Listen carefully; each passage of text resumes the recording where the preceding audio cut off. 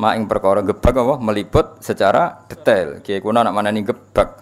Ma ing perkara hawaita kang mengku panjenengan minat tafdili saking keutamaan. Maksudnya siapa sih yang bisa nyifati engkau ya Rasulullah secara detail? Pasti tetap kurang karena terlalu sempurna. Jadi misalnya nyifati bentuk giginya Nabi saja orang tidak akan sempurna karena begitu indah. Selain putih indah, terus nak diguyu ku wong dadi seneng. Nak wong mbok guyu kon kan wedi. Wes kuning gigine ora tertib. Terus ana sisa-sisa kaya ana apa iku. Yo mbok. Dadi males oh. Terus kaya ana unsur taring wis aneh. Kaya kowe lho wong mbok guyu sak wedi kan. Ana unsur taringe, ana lomboke, ana ora tau sikatane. Bar rokok antangi turu kan wis ribet to. Tapi kalau Nabi itu giginya itu detail. Detail indah sehingga orang yang ngendikan dengan Nabi itu faka'an nama yajinuna min kalamihi ahla samar seakan-akan dapat mutiara terbaik. Wa idza takallama faka'an durra yasqutu min dzalikal kalam itu indah sekali. Makanya banyak orang enggak iman melihat wajahnya Nabi langsung iman tanpa penjelasan. Gak mungkin wong koyo jenengan niku bodoni. Ora raine wis gak rai bodoni. Tapi nek koyo kowe wis macak khusuk sebebo anteng ngono. Wong mesti wah bludas ya. Banyak misteri ya. Misteri. Ane wis khusuk santen karena ya memang pembohong betul memang gayane tok. Saiki khusuk ya modus oh. Modus ora apa-apa gak paham astagfirullah. Serah apa gawok masyaallah. Padahal ora jelas maksude piye ora jelas. Butuhe pencitraan nak ndekne kowe eling pangeran. Nek eling pangeran dhewean nak ya kena ledul konda-kondo. Nek eling wae ora usah ribet oh. Ora usah ribet. Ya nak eling tenan ora. Husnudzon niku haram apa wajib tapi suudzon niku haram tapi kok nak ra suudzon niku ya koyo goblok. Ribet zaman akhir napa ribet. Lawaan ba'di wasfi makna kalan saking nyifati sebagian maknane jenengan yaksuru dadi pepeko iku ora detail apa lisanul matihi lisane wong sing muji al mutili kang dawa-dawano. Maksude untuk mensifati sebagian dari arti jenengan saja orang yang ingin muji berlebihan tidak akan sampai, apalagi yang mujinya pas-pasan. Jadi misalnya gini, kamu akan muji sifat sakhoknya Nabi, itu enggak bisa. Nabi itu saking dermawannya, andaikan hanya punya 2 baju diminta 1 dikasihkan. Bahkan surga yang begitu susah didapat kita, Nabi dengan segala kelebihannya syafaatnya diberikan ke kita. Sampai ngendikan syafaati li ahlil kabair min ummati. Mana ada terima dunya swarga lho swarga. Itu Nabi memohon supaya umat sira jelas-jelas ngene iki mlebu swarga. Wong kok lomane ngono napa? Wong kok lomane. Ya itulah. Kamu mensifati syafaatnya Nabi saja itu kan bagian kecil dari sekian kelebihannya Kanjeng Nabi. Enggak itu bagian kecil kan syafaat itu masih ada kelebihannya Nabi. Tentu kelebihan terbesar adalah satu-satunya Nabi yang nate mukhotobah munajat kalian Allah langsung. Satu-satunya Nabi yang memimpin Nabi sebelumnya Sayyidul Awalin wal kamu menyifati sisi syafaat saja itu tidak akan selesai. Ini apa wa an ba'di wasfi ma'naka yaqsuru lisanul matikhil mutin. Bahkan nyifati rambutnya Nabi satu saja tidak akan selesai. Khalid bin Walid itu sampai tangguh di medan perang termasuk ikut menaklukkan Romawi yang mencengkeram Palestina. Itu karena di pecinya ada sya'aratu Rasulillah, ada apa? Sya'aratu Rasulillah, ada sisa-sisa rambutnya Rasulillah. Ketika beliau mau kabundut lalah kedune iku ilang. Kedhu sing ono napa? Sya'aratu Rasulillah, ada rambutnya Rasul itu ilang. Turki meletene ngono, Turki orang meletene Eropa. Iku sing didol ya museum ning gone Hagia Sophia. Mergo apa? Di situ orang bisa melihat rambutnya Kanjeng Nabi. Artinya orang ke sana itu mau kependelok rambutnya Nabi itu berapa miliar yang didapatkan Turki karena menjual rambutnya Nabi ben didelok. Jajal rambutem. Paham? Ning tukang potong bar diobong yakin. Tapi berarti potong terus apa? Tumane do mlaku. Iku saya sekarang Turki orang ke Turki itu nyari apa coba? Ingin melihat museum dan itu kemudian jadi rambutnya Nabi wis kabundut itu mendatangkan rezeki. Kowe mbek Sunan Bonang ya kalah. Kowe urip golek mangan bingung. Sunan Bonang wis kabundut ngresgeni wong akeh. Wong dorono mulai satpam sampai tukang parkir. Lha sing mati wae iso ngrejekeni. Kowe urip ora mesti ngrejekeni. Dadi wis ribet. Madinah iku nganti sugih ngono barokah apa? Barokahnya di situ ada Rasulullah.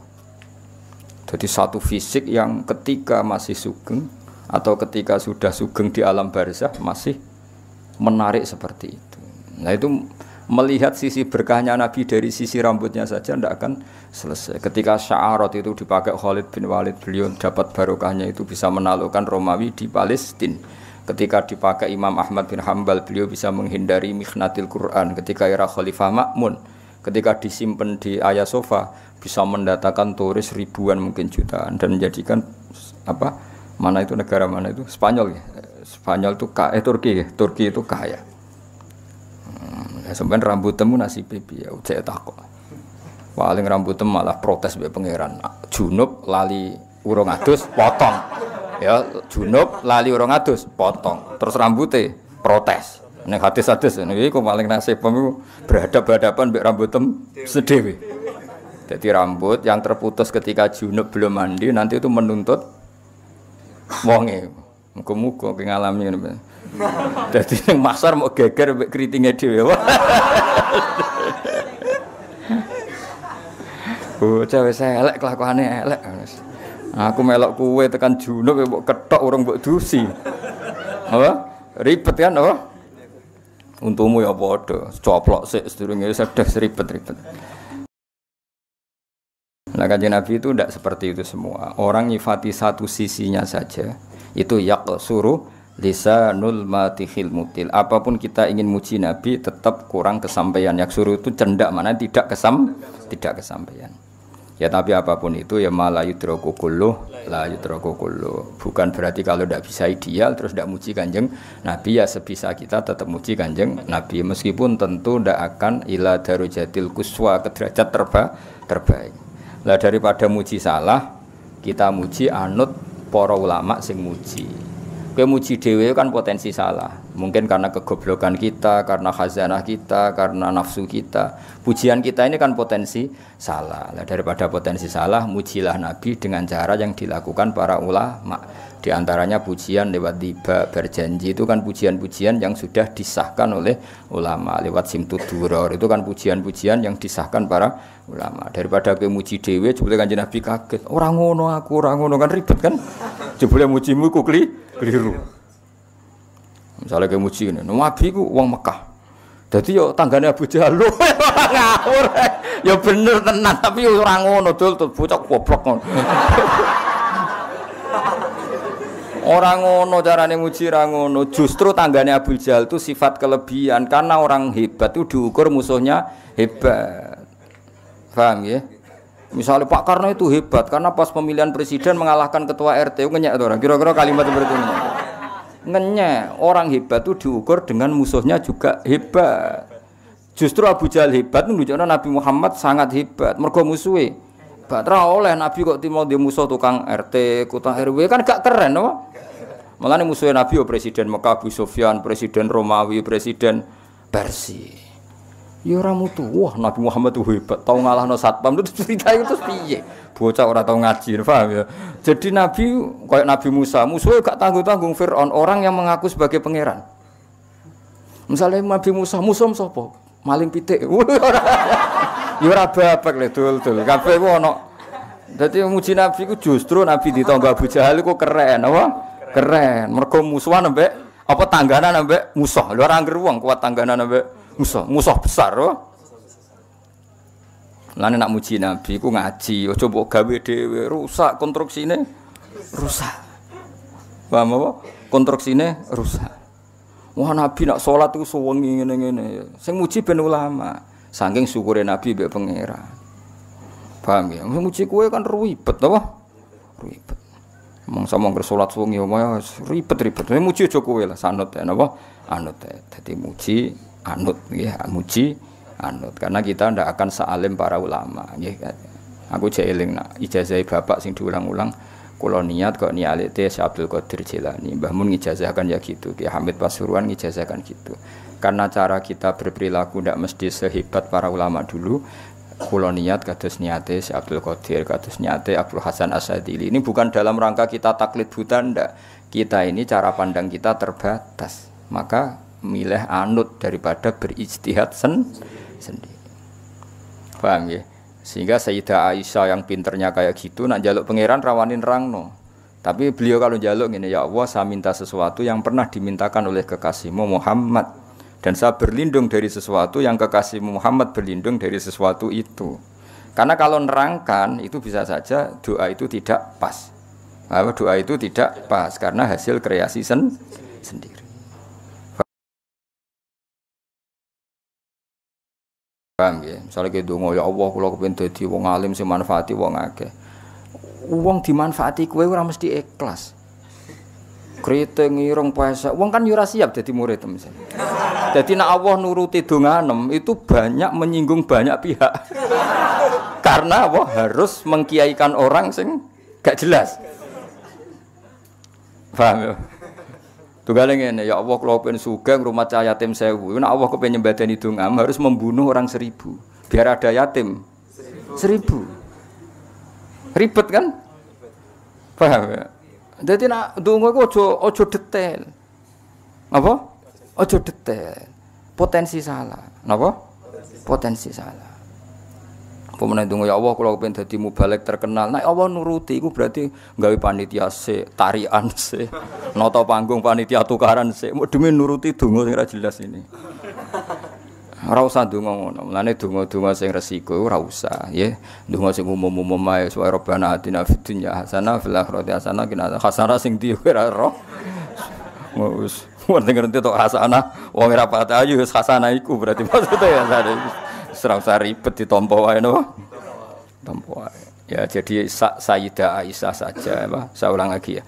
Sayyidah Aisyah saja enggak berani cara berdoa, enggak berani menentukan cara doa, tapi Allahumma inni as'aluka ma sa'alaka Muhammadun sallallahu alaihi wasallam wa asta'idzu bika masta'adza minhu habibuka Muhammad. So kira-kira maknane saya minta sesuatu yang pernah diminta oleh kekasihmu Muhammad dan saya berlindung dari sesuatu yang kekasihmu berlindung dari sesuatu itu. Misalnya kowe muni ngene, ya Allah saya enggak ingin sakit. Ternyata cara Allah menghilangkan dosamu harus pernah sakit. Kita kan enggak pernah tahu hikmah di semua kebijakannya Allah Subhanahu wa taala. Kowe minta sugih, ternyata halakuka fil ghina. Ternyata rusakam nak sugih. Banyak kan orang ingin punya sepeda motor, ternyata kematiannya lewat sepeda motor itu. Kita enggak pernah tahu. Kenapa enggak pernah tahu? Nah, daripada ngono wis resiko ngono, ijazah guru-guru kita wis duwe niat kaya niate para wali. Paham nggih? Kaya saiki ngelem nabi ya ngelem sing kaya para wali ngelem Kanjeng Nabi. Aja ngelem karepmu dhewe. Iku mau misale wah nabi tangganan Abu Jahal ya keliru. Justru nabi tangganan Abu Jahal itu sifat madkhin karena orang hebat itu diuji lewat musuh-musuh yang hebat. Enggak boleh nabi di musuh ketua RT maling ayam enggak boleh. Harus presiden apa? Presiden zaman itu loh, presiden zaman jahiliyah. Musa, musuhnya siapa? Fir'aun, seru. Nabi Hud, musuhnya kaum Ad. Kuat, orang-orang kuat. Waktu diangkat ya kaum Ad. Musuhnya Nabi kok terima wong sing angkat waktu cilik ora kuat kan gak keren. Musuhnya Nabi Hud itu wong sing kuat ngangkat waktu gede. Musuhnya Nabi Saleh iramadatil arimat allati lam yukhlaq misluha fil bilad. Wa samud alladzina jabu sakhra bil wad. Dadi musuhe Nabi Saleh iku wong-wong sing koyo raksasa, watu gede dikro gak kuat. Terus kowe misale kiyaine ta nabine dibrekno ndasmu bar.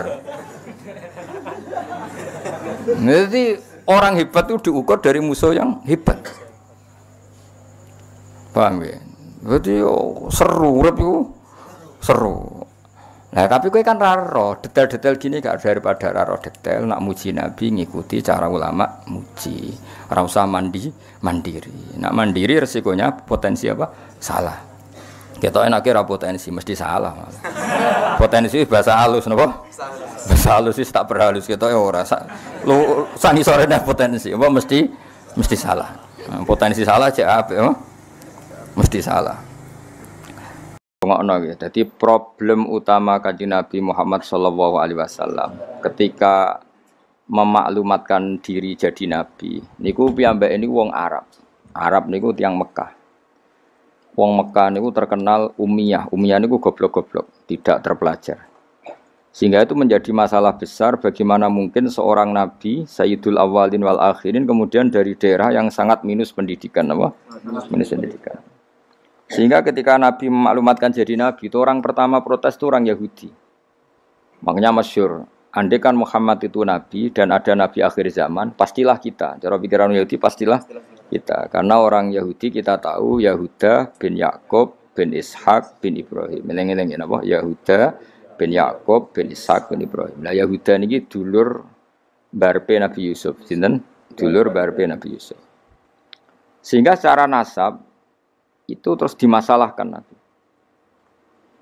Nah, karena Nabi itu dimasalahkan, delalah kersane pangeran, mbah-mbah Nabi itu punya tradisi yang menunjukkan bahwa beliau itu tidak pernah bohong. Misalnya yang paling dekat kita tahu adalah Muhammad bin Abdullah bin Abdul Muthalib. Abdul Muthalib ini orang yang suka tawaf ning Ka'bah. Suka tawaf di Ka'bah, kemudian ada pintu di Mekah namanya Babu Syaibah, apa? Babu Syaibah atau Babu Bani Syaibah. Terus sampai tok wau Ilyas. Ilyas itu wa huwa awwaluman ahdal budna ila rihabil haramiyah. Ada tradisi memberi hadiah ke Ka'bah. Singkat cerita, Imam Barjanji ini termasuk Sayyid Al-Husaini, Imam Barjanji itu namanya Ja'far bin Hasan Al-Barjanji ini.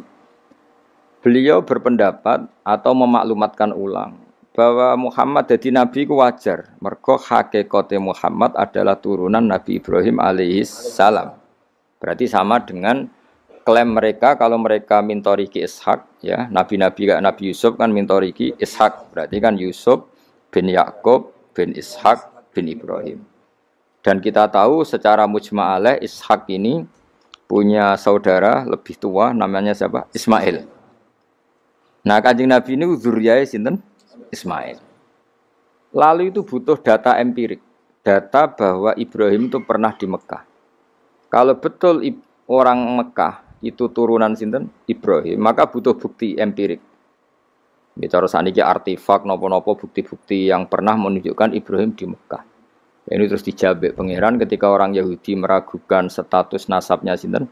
Nabi Muhammad, terus pangeran rangno fihi ayatum bayinatum maqamu Ibrahim, bahwa Ibrahim benar-benar pernah di Mekah. Di situ ada batu yang pernah diinjak Nabi Ibrahim. Jadi makom itu bukan kuburan tapi apa?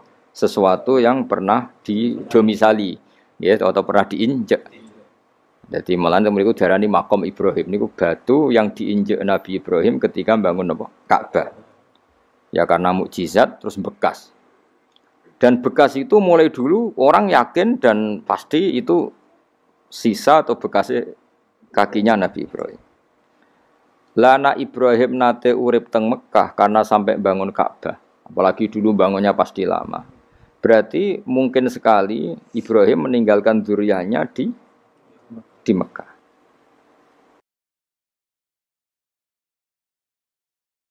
Makanya Quran terus cerita bahwa Ibrahim niku ngendikan ketika mau meninggalkan Mekah, ini askantu min dzurriyyati biwadin ghairi dzar'in inda baitikal muharram. Terus ada kepastian, makanya Quran ayat-ayat itu masih menjawab keraguan orang Yahudi bahwa Muhammad kenapa jadi nabi, dia itu anaknya siapa, turunannya siapa. Padahal di Taurat dan Injil jelas aturan nabi itu zurriyatam ba'duha min ba'd. Enggak boleh. Nabi turunannya Parlan itu tidak boleh, turunannya Karmen itu tidak boleh, ribet. Apa? Ribet. Nabi itu harus turunan Nabi. Bukan karena Allah itu asobian, enggak. Masyarakat itu lebih ikhlas. Misalnya Nabi, turunannya Nabi, bayi Nabi, hormat kan enak. Bapak Ewe Soleh, bayi Soleh, buyute Soleh. Misalnya Nabi terus bayi Karmen, katoan cekak kan juga bingung. Orang dihormati bapak Nabi, dihormati katoan cekak main gaple, kan juga bingung. Jadi aturannya harus itu. Lo nak kiai oleh kiai kan tidak maksum, derajatnya kan di bawah. Pemenang kiai maklar tambah oleh, soalnya oleh. Ini masalah Nabi apa? Orang yang spesial. Itu harus bapaknya spesial, mbahnya spesial, buyutnya spesial. Nah. Sehingga aturan jadi Nabi itu memang harus dzurriyatam ba'du hamba. Kalau kiai boleh. Pemenang maklar tambah boleh. Tapi kalau Nabi tidak boleh. Nah, aturan-aturan itu ada di Taurat dan Injil. Makanya yang pertama di soal orang Yahudi, kalau Muhammad Nabi itu bapaknya siapa, mbahnya siapa. Dan Sayyid Barjanji ini, yang ngarang Barjanji itu kitab yang sangat ilmiah. Makanya kata Mbah Mun, meskipun ada simtud duror, orang itu nggak boleh meninggalkan Barjanji. Karena kitab madaih yang mamlu'ah bil ilmi itu berjanji. Tapi yang isyek itu simtuduror, ya. Tapi yang tua itu berjanji. Makanya alhamdulillah kita mbuh piro kadar itu dibaca semua. Meskipun gak paham semua, soalnya diwaca kabeh. Karena kita yang bisa menjawab tuduhan orang Yahudi Nabi anak Esopo itu kita berjanji. Berjanji tahu betul kalau masalah utama Nabi adalah anaknya siapa, mbahnya siapa. Makanya beliau ngendikan wa ba'du fa'aqulu wa Muhammad bin Abdillah. Logikanya gampang. Kalau orang modern saja tahu bapaknya siapa, mbahnya siapa, buyutnya siapa, itu artinya enggak ada yang fiktif. Ukuran sejarah fiktif ndak itu ditandai dengan satu kuburan, dua artefak. Itu enggak mungkin nama-nama itu fiktif. Buktinya apa? Di Ka'bah mulai dulu zaman Quraisy ada Babu Bani Saibah. Babu Bani dan Abdul Muthalib namanya itu Saibah. Karena mulai kecil beruban. Jadi kata Saibah itu mulai kecil apa? Beruban. Karena perilakunya terpuji terus orang Mekah darani Saibatul Hamdi, napa? Saibatul Hamdi. Nah, karena dia pernah melayani saudaranya Hashim namanya Muthalib. Ya kita tahu Muhammad bin Abdillah bin Abdul Muthalib bin Hashim. Nah, Hashim ini punya saudara namanya Muthalib, napa? Nah, Abdul Muthalib kecil itu pernah derek Muthalib pamannya ya. Abdul Muthalib kecil, berarti Saibah ini apa? Pernah derek pamane sing bernama Muthalib. Ya Muthalib wonge gaya, pasti takoki wong, "Iwa pam budakku." Nah, sehingga Saibah itu terus diceluk Abdul Muthalib. Ya rodok sial lah sini. Jadi pamannya itu gaya, kan ganteng. Saibah ini ganteng.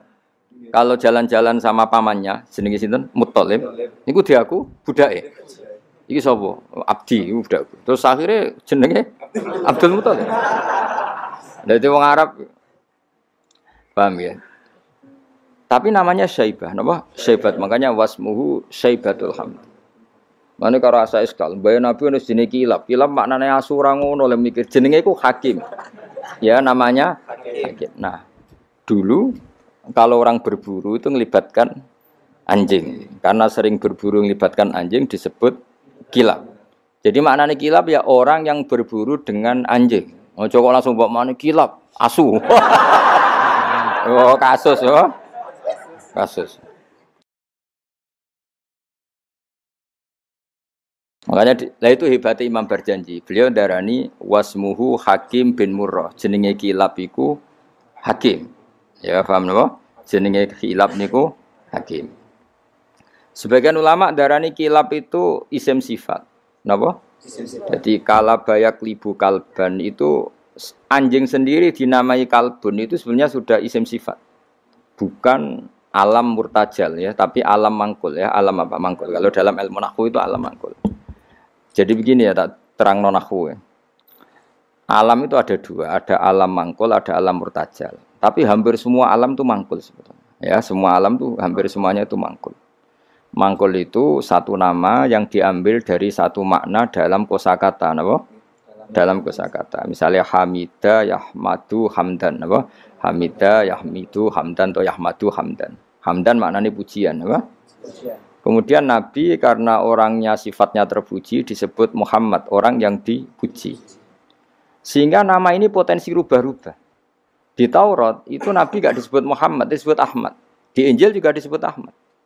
Itu tidak masalah karena Hamida Yahmadu ya. Saya ulang lagi Hamida Yahmadu. Berarti kalau ingsun Ahmadu, saya muji.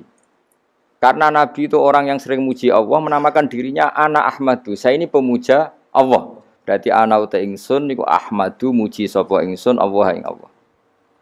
Sehingga ketika Nabi misalnya di Injil disebut Farqalit, Munahama, enggak masalah.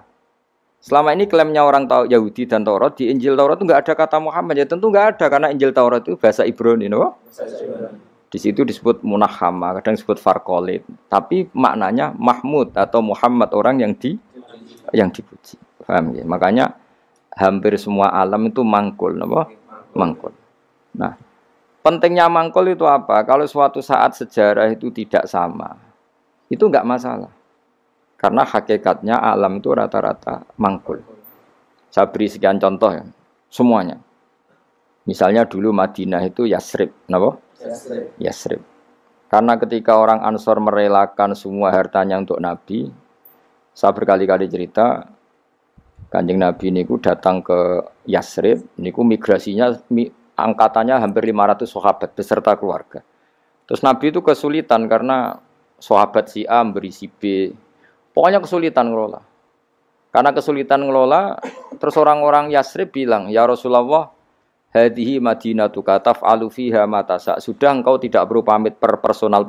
Misalnya Nabi mau titip Abdurrahman bin Auf dititip no si A, yang Abu Bakar dititipkan si B, yang Umar dititipkan si C. Kan kesulitan Nabi. Karena Nabi harus mikir yang punya tanah siapa, harus pamit kepada siapa, karena semuanya pendatang.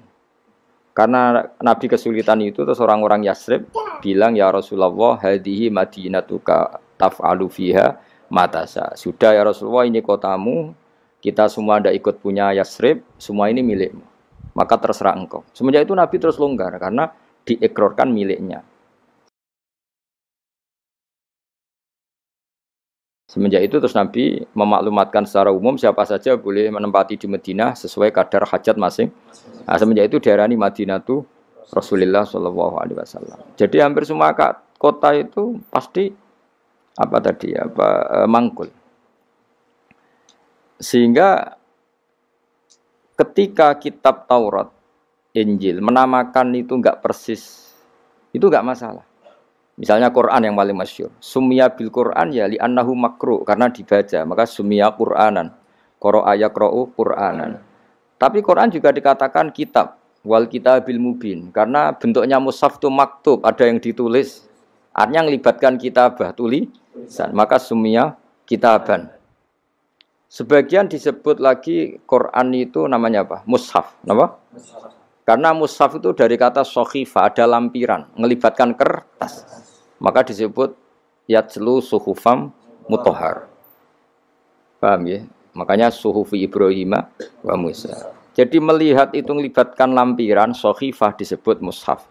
Melihat itu dibaca disebut Quran. Melihat itu melibatkan tulisan disebut kitab. Melihat konsepnya adalah al-fariq bainal haqqi wa bainal batil disebut furqan, pemisah. Melihat fungsinya cahaya disebut nur. Melihat fungsinya Quran menghidupkan jiwa-jiwa yang mati disebut ruh. Wa kadzalika auhayna ilaika ruham min amrina. Sehingga dipastikan sebenarnya semua nama itu rata-rata itu mangkul, apa? Mangkul. Makanya Nabi sering ngendikan, saya ini punya sekian nama. Itu beliau menyebut ana Muhammad wa ana Ahmad. Termasuk beliau menyebut wa anal mahi. Saya ini pelebur, penghilang. Yamhu bi al-kufra, dengan saya kekafiran menjadi hilang. Wa anal aqib, saya ini penutup karena saya adalah penutup para nabi. Wa anal hasyir, saya ini hasyir, penggiring, karena nanti semua para nabi digiring di bawah benderaku. Jadi nabi juga punya sekian nama dan semua itu menunjukkan alam apa? Mangkul. Ya, alam apa? Mangkul. Nah sekarang asmani babai nabi itu jelas gak fiktif karena tadi orang Arab tahu semua orang kafir pun tahu. Kalau di Mekah ada Babu Bani Syaibah, pasti ada orang bernama Syaibah karena ada Bani Syaibah, turunannya Syaibah. Dan itu siapa? Abdul Muttalib. Dan itu siapa? Abdullah. Itu siapa? Muhammad. Dan itu butuh bukti artefak. Makanya terus Allah menjawab fihi ayatum bayyinatum maqamu Ibrahim.